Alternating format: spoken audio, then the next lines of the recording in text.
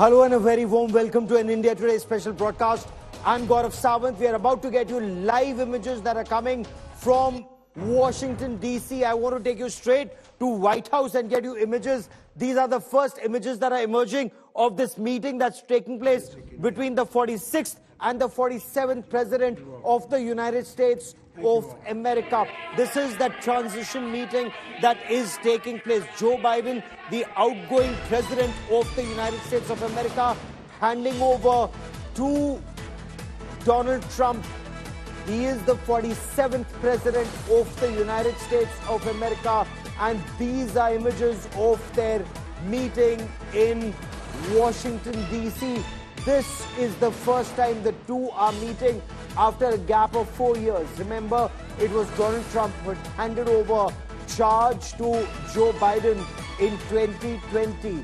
And in 2024, it's Joe Biden who's handing over charge to Donald Trump. Of course, the swearing in or the inauguration, as it's known in American parlance, that inauguration will take place on the 20th of January 2025 in Washington, D.C., when Donald Trump will be sworn in as the 47th President of the United States of America. He was also the 45th President of the United States of America. So this is that historic meeting that is taking place at the Oval Office in the United States in Washington, D.C. And this is a very, very crucial meeting. We are told that the remarks lasted just about a minute, and Trump said politics is extremely tough, but he thanked Joe Biden for a very smooth transition, for which Joe Biden has just said, "You are welcome." Now, before this meeting, Donald Trump addressed the Republican Party representatives, and I want you to listen in to the conversation that transpired.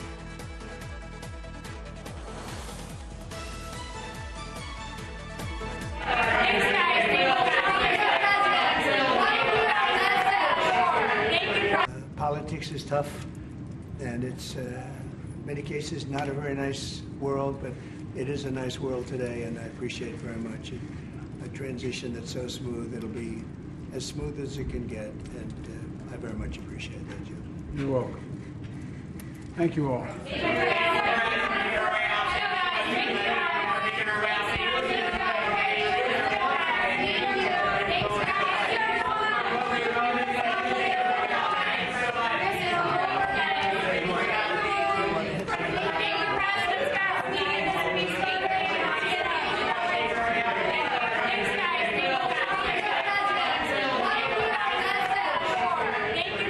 Politics is tough, and it's in many cases not a very... So is this a rather uncomfortable meeting that is taking place? Many had argued that Joe Biden wanted to take on Donald Trump. Joe Biden was trying to contest elections once again, but it was after the first debate that it was decided by the Democrats that it wouldn't be Joe Biden and that Kamala Harris would come in. But she didn't have much time, just barely over 107 days for her campaign. And many in the Democrat, their camp, they are blaming Joe Biden for handing over the mantle to Kamala Harris a little too late. Who has the last laugh here? Of course, it is Donald Trump. But apart from Donald Trump, who else? But before I get you much more on that big story, and we'll take you to Washington, D.C. and get you the pulse on ground, let's listen in to Donald Trump. I just want to thank everybody. You've been incredible. We worked with a lot of you to get you in. Then you helped me, and you helped me too.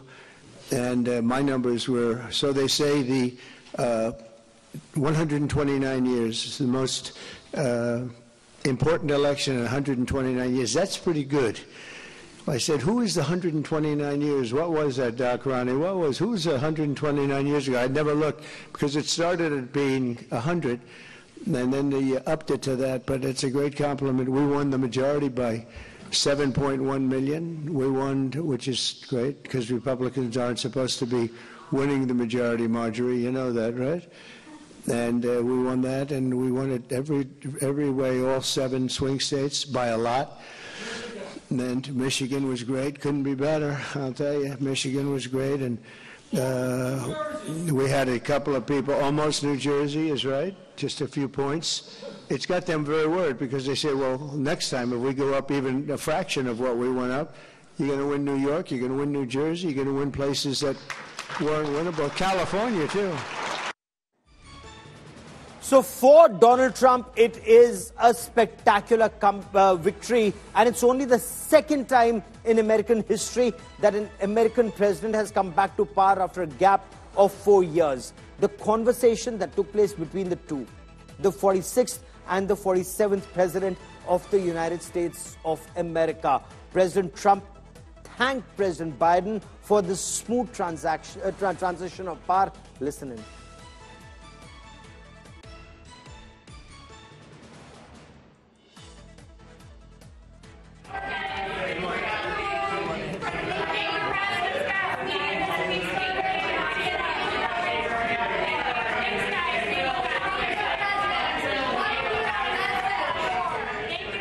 Politics is tough, and it's in many cases not a very nice world, but it is a nice world today, and I appreciate very much a transition that's so smooth. It'll be as smooth as it can get, and I very much appreciate that, Jim. You're welcome. Thank you all.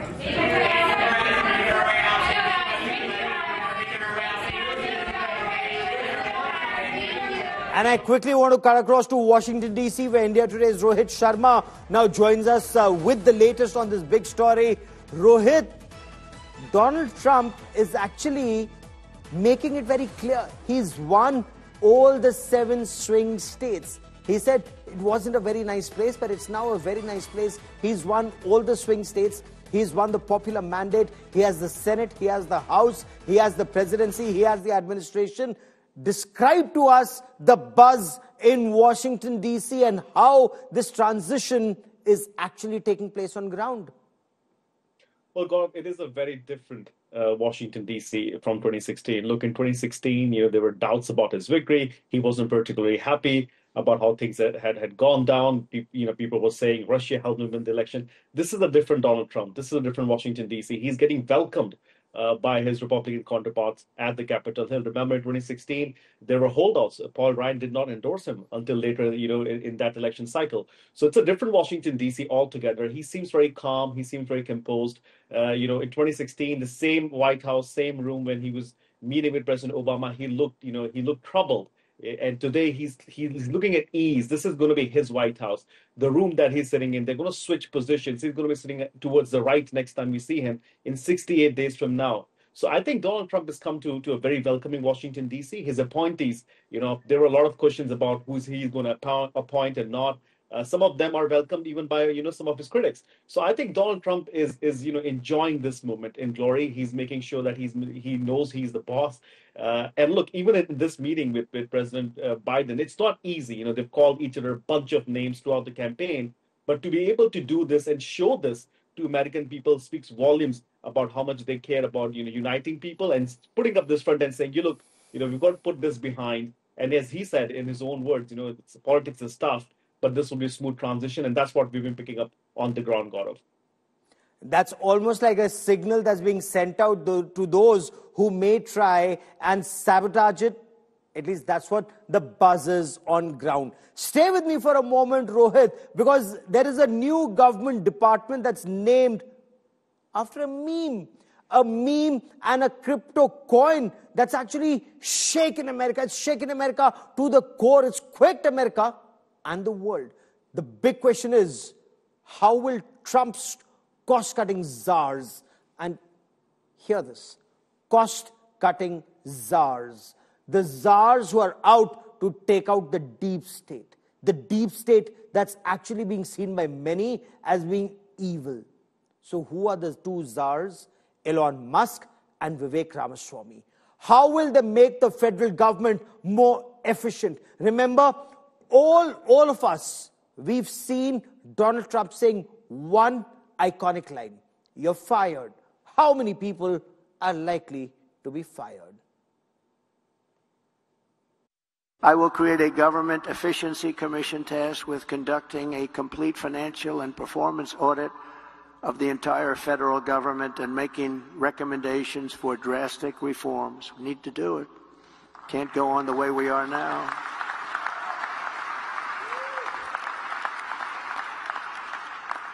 And Elon, because he's not very busy, has agreed to head that task force. Be interesting. If he has the time, that'd be a good one to do it. But he's agreed to do it. Within a week of being re-elected the President of the United States, Donald Trump is walking the talk.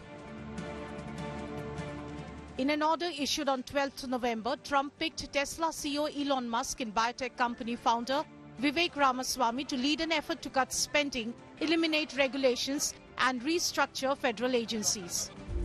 Trump said in the statement that Ramaswamy and Musk, the wealthiest person in the world who oversees 6 companies, will lead the newly minted Department of Government Efficiency, or DOGE, an interesting play on Dogecoin, the cryptocurrency Musk has frequently promoted online. DOGE will operate outside the federal government and will work with the White House Office of Management and Budget to implement its recommendations. Musk isn't expected to become an official government employee, meaning he will likely be able to continue with his business empire. Musk and Ramaswamy have a deadline, that of the 4th of July 2026, when the US celebrates 250 years of independence, to complete their work.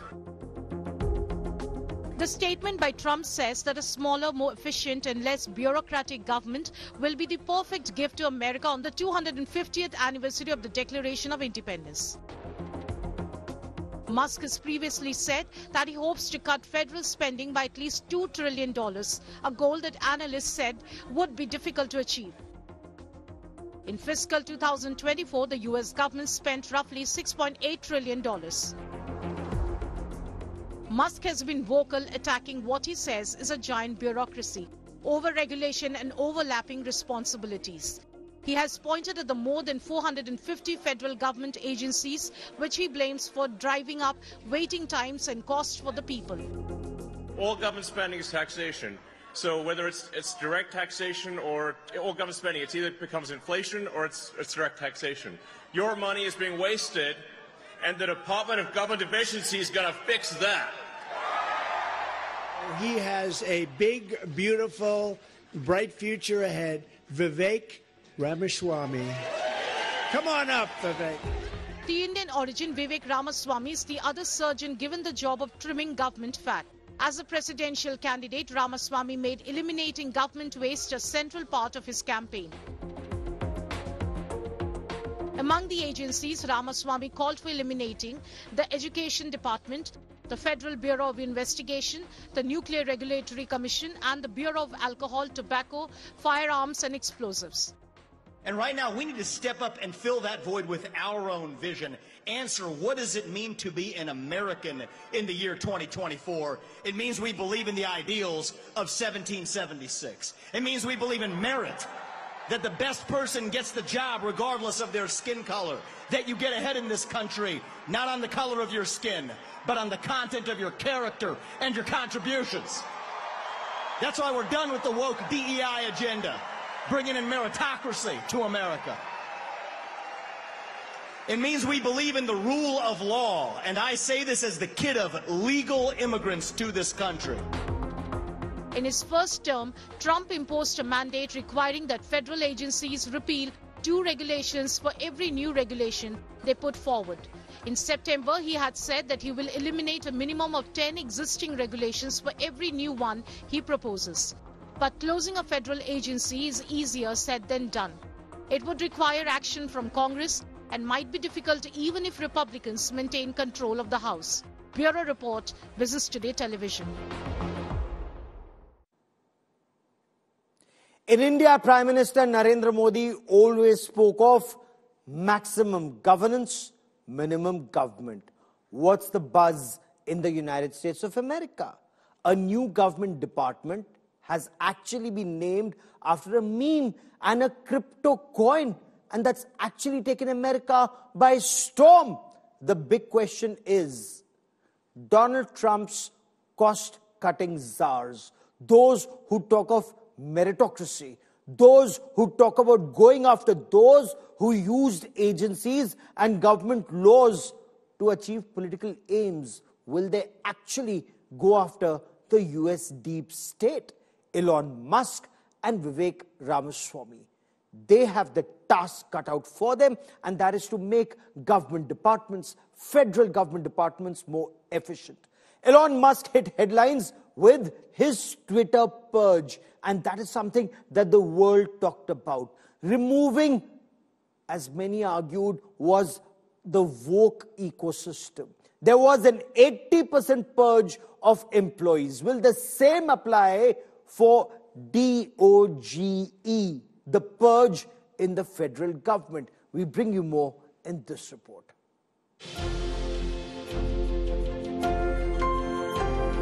With this image, Elon Musk announced his takeover of Twitter.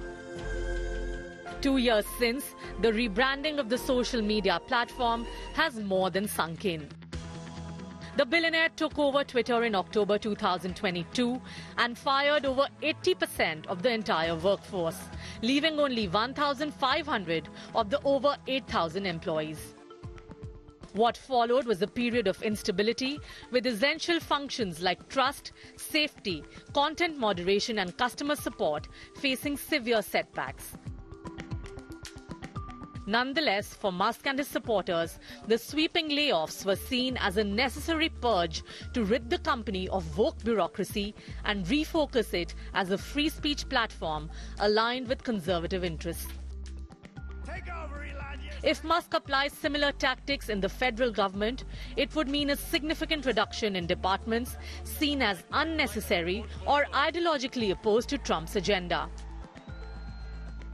Musk's X bio now reads, "The people voted for major government reform." What would it actually mean? Musk will be bringing a Silicon Valley sensibility to government reform. He posted on X, "America's A-team is usually building companies in the private sector. Once in a long time, reforming government is important enough that the A-team allocates time to the government. This is that time." Musk's approach will focus on placing trusted allies and tech experts from his corporate network into key government roles. Steve Davis, president of Musk's tunneling startup, The Boring Company, is expected to play a significant role, drawing from his experience executing layoffs and corporate restructuring. Known for his efficiency in high-stress environments, Davis was instrumental in reshaping Twitter. Another close associate, Omid Afshar, who has overseen major projects like Tesla's Giga Texas factory, is likely to assist Musk in navigating government reforms. Afshar is known as a firefighter within Musk companies, handling challenging situations with a results-driven approach. This inner circle also includes finance expert Jared Birchall, head of Musk's family office, who played a critical role in financing the Twitter deal and managing Musk's business interests. Elon Musk's arrival in Washington signals an unprecedented crossover of tech industry power into the federal government as he aims to bring the same disruptive mindset that built his corporate empire to the US government.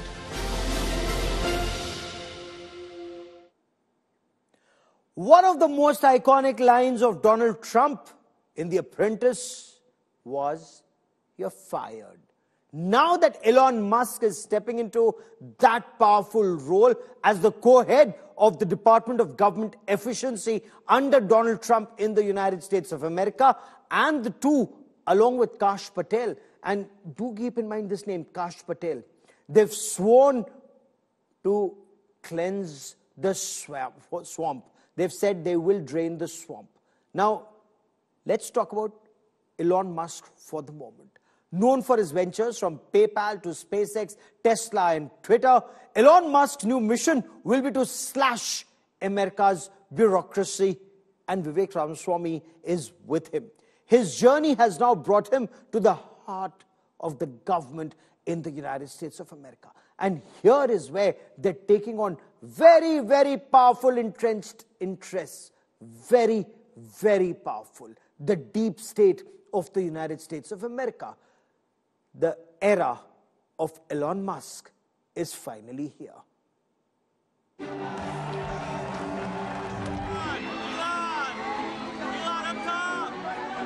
The world's most visible billionaire will now wield a giant axe to cut down America's bloated bureaucracy and federal fat. With Trump's appointment of Elon Musk to a new Department of Government Efficiency, it's useful to trace his journey from a young entrepreneur at the dawn of the internet era to one of the most polarizing and influential men of the 21st century. To now being one of the most powerful figures in the American system itself. Musk's rise began with his involvement in the digital payment sector. In 1999, Musk's tiny online payment company merged with Peter Thiel's Confinity to become PayPal, a platform that revolutionized online payments, simplifying money transfers in the burgeoning era of e-commerce. When PayPal was acquired by eBay for $1.5 billion, Musk earned $165 million from the sale, giving him the capital he needed to pursue his bigger, riskier dreams. After PayPal, Musk immediately set his sights on space exploration, founding SpaceX in 2002. By 2008, SpaceX achieved its first successful launch with the Falcon 1 rocket. In 2012, SpaceX made history as the first privately funded company to dock a spacecraft with the International Space Station, marking the beginning of a new era in space exploration. Right about this time, Elon's Tesla era began, going from investor to becoming the driving force behind the company. Despite teetering on the brink of bankruptcy multiple times, Tesla survived and eventually flourished, becoming the most valuable car company in the world. Next, Musk's fascination with digital currencies pushed him into the cryptocurrency space. By 2020, he was tweeting about Bitcoin and Dogecoin, causing massive price fluctuations. What began as jokes about Doge, a meme-inspired cryptocurrency that was originally created as a parody, turned into an explosive phenomenon. In 2022, 2 years after Twitter had banned Donald Trump from its platform following the Capitol Hill riots in the wake of the election verdict, Elon Musk acquired Twitter for an eye-watering $44 billion, rapidly getting under the hood of the underperforming social media giant to quickly turn it around and make it one of the most influential platforms in the world. Ever a controversial figure, Musk's business interests have always seen him skirt on the edges of politics. Musk's relationship with the Trump administration has always been complicated. During Trump's first term, Musk served on advisory councils but left after Trump pulled out of the Paris Climate Agreement.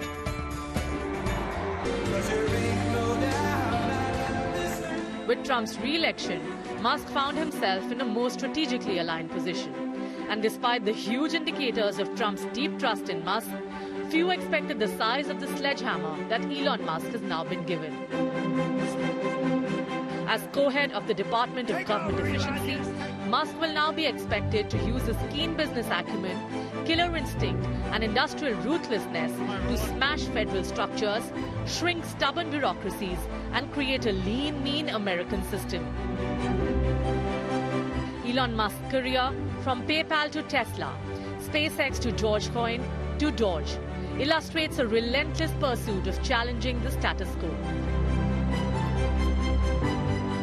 To his admirers, he's a visionary pushing the boundaries of what is possible. To his detractors, he's a mercurial billionaire whose whims can have real-world consequences.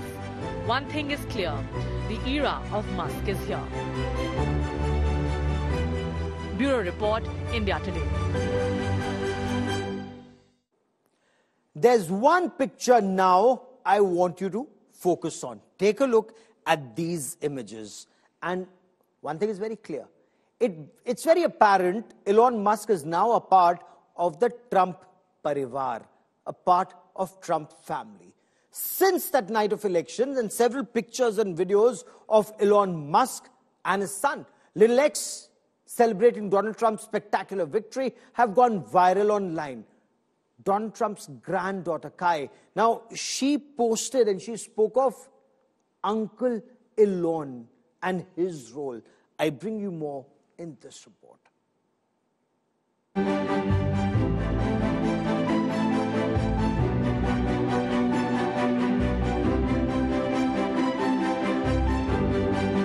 The Trump victory party is over at Mar-a-Lago. But not all guests are gone. Neither can anyone ask this guest to leave. He is Elon Musk. The billionaire who pumped and pushed the Trump campaign has become a de facto Trump clan member. Hi, everyone. The world's richest person since the election, dining with him on the patio and joining him on the golf course. Donald Trump's granddaughter, Kai Trump's vlog, captured the moment Elon Musk and his toddler X were called in to be part of the Trump family photo. He's there when the world leaders call to congratulate the president-elect of the United States of America, listening into every conversation and sometimes also putting in his valuable opinions, guiding Donald Trump in his second term. Like, this is a real battle. This is a real election battle. Elon Musk donated at least $200 million to Trump and other Republicans and regularly appeared at rallies during the campaign. Now he's overseeing every move of the new administration in its transition stage, setting the tone for a more profitable and efficient government. And that's his latest business venture, because he heads the Department of Government Efficiency. The self-proclaimed dark Gothic MAGA, or Make America Great Again, seems to have taken a permanent residence at US President-elect Donald Trump's Florida estate, the epicenter of power in America right now. Bureau Report, India Today.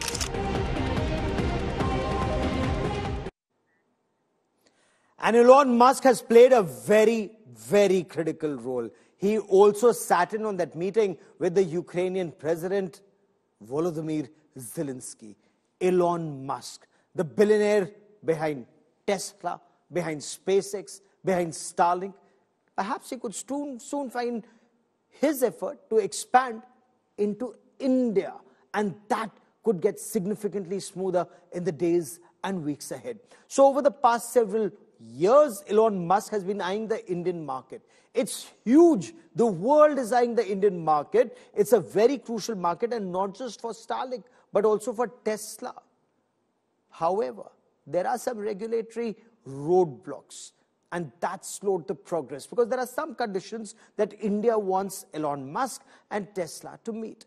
Elon Musk's plans to launch Tesla electric vehicles in India, they face challenges primarily not just because of high import duties on foreign-made cars. Local automakers like Tata Motors, Mahindra and Mahindra, they've not just opposed any relaxation to these import taxes. That's kept Tesla out of this market. India wants him to make in India. Let Tesla be a part of Atmanirbhar Bharat or a Make in India story. Reports indicate that Starlink has reached an in-principle agreement with Government of India to comply. And this is very significant. Starlink has to comply with Government of India regulations to store user data in India. That is something that India is very clear about. Store data in India.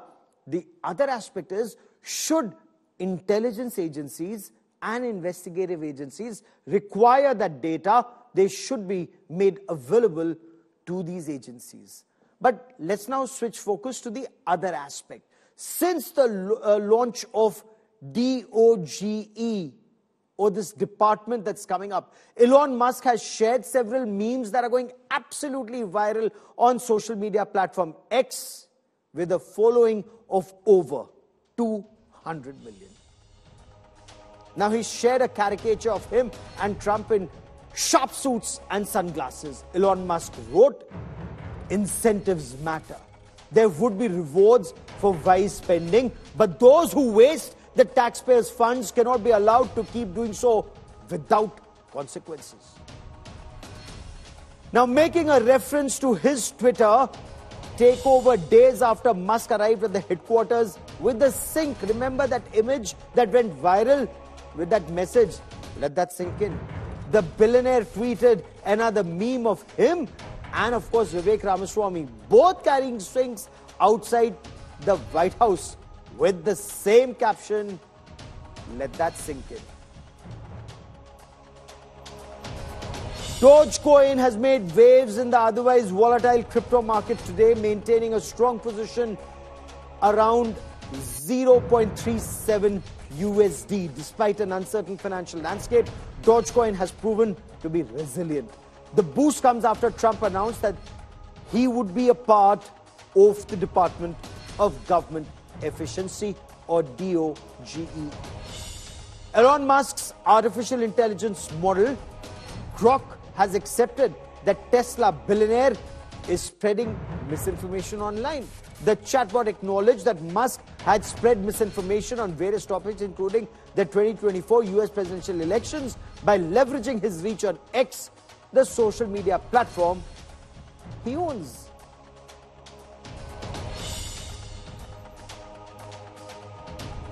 So the United States is changing, and this change could well lead to a lot of bloodshed in the US administration.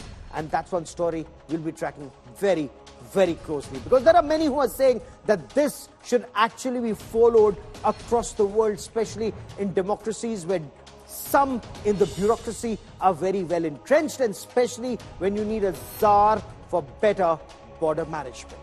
That is all I have for you on India First this evening. Many thanks for watching. News and updates continue on India Today. Stay with us.